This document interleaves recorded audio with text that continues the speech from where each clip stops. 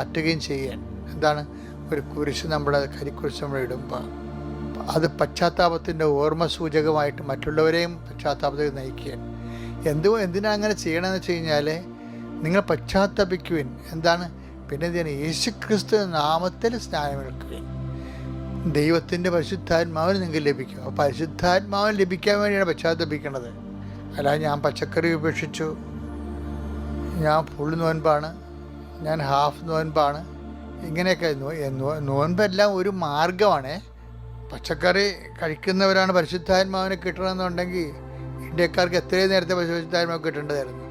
കാര്യം മൊത്തം നമ്മൾ സസ്യബുക്കുകളല്ലേ, പകുതി മുക്കാലും. അപ്പം അതുകൊണ്ട് ഈ നമ്മളെ ആചാരാനുഷ്ഠാനം ഭക്ഷണപാനീയങ്ങളെക്കാൾ ഉപരി അതൊക്കെ ഒരു അബ്സ്റ്റിനേഷൻ്റെ നമ്മളൊരു ഒരുക്കമാണ് നമുക്ക് തരുന്നത്. എന്താണ് കാര്യം? നമ്മുടെ സ്വഭാവത്തെയൊക്കെ നിയന്ത്രിക്കാനും അതുപോലെ സൗമ്യത, ശാന്തതയൊക്കെ. എന്തിനാണ് ശാന്തത നമ്മൾ കൈവരിക്കുകയും പ്രാർത്ഥനയ്ക്ക് പറ്റുന്ന ഒരു സാഹചര്യം ഉണ്ടാക്കുകയും. പ്രാർത്ഥനയ്ക്ക് പറ്റുന്നൊരു സാഹചര്യമാണ്. നിങ്ങൾക്കറിയാമല്ലോ, ഭാര്യ ഭർത്താക്കന്മാരുടെ ലൈംഗിക ബന്ധങ്ങൾ പോലും അബ്സ്റ്റിനേഷന് വിധേയമാക്കണമെന്ന് പൗലോസ് പറയുന്നുണ്ട്. അതായത് പരസ്പരം ഒരു ധാരണയിൽ കുറച്ച് നാളത്തേക്ക് പ്രാർത്ഥിക്കാം എന്ന് തോന്നിയാൽ പരസ്പരമുള്ള അവകാശങ്ങൾ പരസ്പരം വേണ്ടെന്ന് വെക്കാവുന്നതാണെന്ന് പറയുന്നില്ലേ? അപ്പോൾ അതാണ് നോൻപെന്ന് പറയണത്. Take the word of God. 1 കൊരിന്തോസ് 7:5 പ്രാർത്ഥനാ ജീവിതത്തിനായി. ഇതാണ് പ്രാർത്ഥനാ നോൻപ് കാലത്തുള്ള ചിന്തയാണ് കേട്ടോ. പ്രാർത്ഥനാ ജീവിതത്തിനായി ഇരുവരും തീരുമാനിക്കുന്ന. രണ്ടുപേരും, ഒരാളെ ഏകപക്ഷമായിട്ട് തീരുമാനിക്കരുത്. അതാണ് പ്രശ്നം ഉണ്ടാക്കുന്ന കുടുംബങ്ങളിലെ. കുറെ കാലത്തേക്കല്ലാതെ. ബൈബിൾ എന്ത് രസമാണല്ലേ, ഇരുവരും തീരുമാനിക്കണമെന്നാണ്. അല്ലാതെ കാര്യം ഭർത്താവിന്റെ ശരീരത്തിന് ഭാര്യയ്ക്കാണ് അവകാശം എന്ന് പറയുന്നുണ്ട്. 1 കൊരിന്തോസ് 7:4 ഭാര്യയുടെ ശരീരത്തിന്മേൽ. ഭാര്യയുടെ ശരീരത്തിനുമേൽ അവൾക്കല്ല അധികാരം ഭർത്താവിനാണ്. അതുപോലെ തന്നെ ഭർത്താവിന്റെ ശരീരത്തിന്മേൽ അവനല്ല ഭാര്യയ്ക്കാണ് അധികാരം. കാര്യം അതുകൊണ്ട് തന്നെയാണ് അവിശ്വസ്തത കാണിക്കുന്ന പുരുഷനും സ്ത്രീയും പരസ്പരം. അതുകൊണ്ട് ആരാണ് ഭർത്താവാണ് അവിശ്വസ്തത കാണിക്കണമെങ്കിൽ ഭാര്യയ്ക്ക് ശാഠ്യം പിടിക്കാനും ശാസിക്കാനും അതുപോലെ തന്നെ നടപടികൾ സ്വീകരിക്കാനും അവൾ ബാധ്യതയാണ്. എന്താ കാര്യം? അവളുടെ ആ വിവാഹം എന്ന കുദാശ വഴി ഭർത്താവിൻ്റെ ശരീരത്തിന് മേൽ അവകാശം അവൾക്കാണ്. വേറെ വഴിയെ പോണവളൊക്കെ കയറി അവകാശം സ്ഥാപിക്കുമ്പോൾ സ്വാഭാവികമായിട്ടും നമുക്ക് ദൈവതിരുസന്നിധിയിൽ ആ മനുഷ്യനെ പിന്തിരിപ്പിച്ച് കൊണ്ടുവരാനുള്ള കടപ്പാട് നമുക്ക് ബാധ്യതയുണ്ട്. നേരെ തിരിച്ചു അങ്ങനെ സംഭവിക്കാം. പ്രാർത്ഥനാ ജീവിതത്തിനായി ഇങ്ങനെ. അപ്പൊ രണ്ടുപേർക്കും പരസ്പരം അവകാശമുണ്ട്. പക്ഷേ പ്രാർത്ഥനാ ജീവിതത്തിനായി ഇരുവരും തീരുമാനിക്കുന്ന. രണ്ടുപേരും ഒരുമിച്ച് തീരുമാനിക്കുന്ന. അങ്ങനെ തീരുമാനിക്കണം നല്ലതാണ് കേട്ടോ നോൻപ് കാലത്ത്.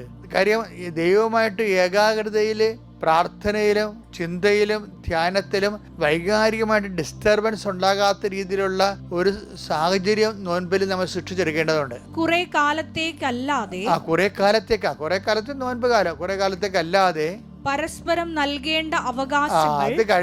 അത് കഴിഞ്ഞിട്ട് ചില സ്ത്രീകൾക്ക് ചില അസുഖങ്ങളുണ്ട്. ഭർത്താവിനെ വരുതിക്ക് നിർത്താൻ വേണ്ടി ശാരീരികമായ ബന്ധം നിഷേധിക്കും. അതുവഴി ഭയങ്കര പ്രശ്നങ്ങളല്ലേ ഓരോ കുടുംബങ്ങളിൽ നടക്കുന്നത്. നേരെ തിരിച്ച് സംഭവിക്കും.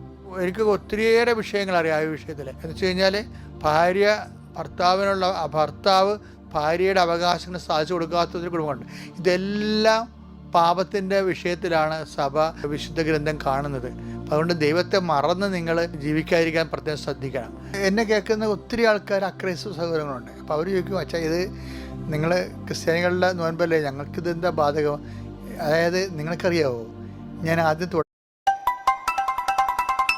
തുടങ്ങിയത് എങ്ങനെയാണ്? തുടങ്ങിയത് മുമ്പിൽ ഈ ഏത് ജനങ്ങളാണ് ശരിക്കും പറഞ്ഞാൽ പത്രോസിനോട് ചോദിക്കണത്, ഞങ്ങൾക്ക് ഈ ആത്മാവിനെ പരിശുദ്ധ കിട്ടാൻ എന്താ മാർഗമെന്ന്? അക്രൈസ്തവരാണ് ചോദിക്കുന്നത്. ഇദ്യുമേക്കാർ, പെർത്തേക്കാർ, മെസ്സപ്പൊട്ടേമിയക്കാർ, ഗ്രീക്കുകാർ, അവരെ യഹൂദരല്ല. അതായത് ജനത്തിൻ്റെ കോമൺ ക്വസ്റ്റ്യനാണ്. അപ്പം അതുകൊണ്ട് തന്നെ എല്ലാവരുടെയും ചോദ്യമാണ്. അപ്പം അതുകൊണ്ട് തന്നെയാണ് ജോയലിൻ്റെ ദീർഘദർശനം എന്താണ്? ഈ ആത്മാവിനെ അന്നാളുകളിൽ ഞാൻ എല്ലാവർക്കും നൽകും. Take the word of God. Joel 2:28. അന്ന് ഇങ്ങനെ സംഭവിക്കും, അന്ന് ഇങ്ങനെ സംഭവിക്കും, എല്ലാവരുടെയും മേൽ എന്റെ ആത്മാവിനെ ഞാൻ വർഷിക്കും.